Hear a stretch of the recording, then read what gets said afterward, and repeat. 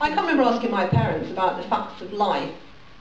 When I was young, I understood that babies were born under gooseberry bushes. Is that what you were told? Were you born under gooseberry bushes? Yeah. Well, it did seem quite feasible, because for the first 6 years of my life, as I say, I lived in a cottage in a small village in Warwickshire, and there was a gooseberry bush in the garden. And while we lived there, Mum had 4 babies. So I think she was quite relieved when we moved to another house where there was no gooseberry bush. She had no more babies. I do sympathise, but also find it amusing to listen to parents struggling to find an answer when out of the blue their sweet, innocent child asks a dreaded question. "What is sex, Daddy?" the little girl asked. He made out he hadn't heard, but judging by the sudden silence, the whole queue understood. He tried to change the subject. "Look, there's an aeroplane in the sky." People showed signs of amusement as they awaited his reply. After many attempted diversions, she said, "Daddy, people are looking at us." He said, "I don't know what sex is, Vicky. Please don't make a fuss." That man had my sympathy. I could see him wince, and I've not seen him waiting at that bus stop since. A few days later, I met a friend who taught at the little girl's school. A form had been completed, she said. It was a general rule. Against sex, the teacher wrote "girl." Little Vicky went quite coy. She twisted some hair round her finger and said, "Daddy doesn't know if I'm a girl or a boy."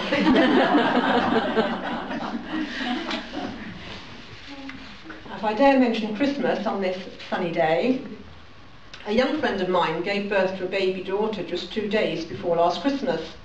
When she introduced her to a 5-year-old son, she just told him that Father Christmas had brought him a baby sister. When I visited them a couple of weeks later, Simon was busy writing thank you letters. The one he wrote to Santa went something like this. "Dear Santa, I'm not happy because you didn't get it right. You sent a baby sister. I asked you for a bike." "I really hope, dear Santa, that she should be somewhere else, and if you'd like to find out where that is, I'll take her there myself." She came complete with lots of toys, but none of them for me. And we keep on having visitors. Folk keep popping in to see. I know Mum wants to keep her because she's given her a name. Now all Mum seems to think about is little Sarah Jane. There are things like nappies everywhere, and talc and cuddly toys. And when that baby's hungry, of course she don't half make a noise.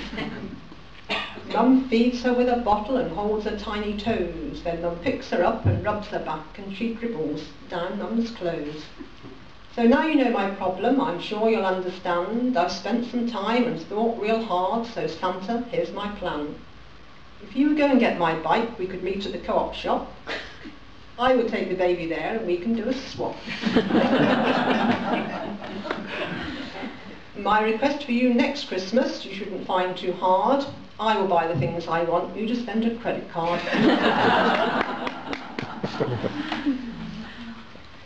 Someone told me a little story recently about a little girl who'd asked her mother where she came from, and her mother said, "Well, God made you." And she said, "Well, how about you, Mummy? Where do you come from?" She said, "God made me too."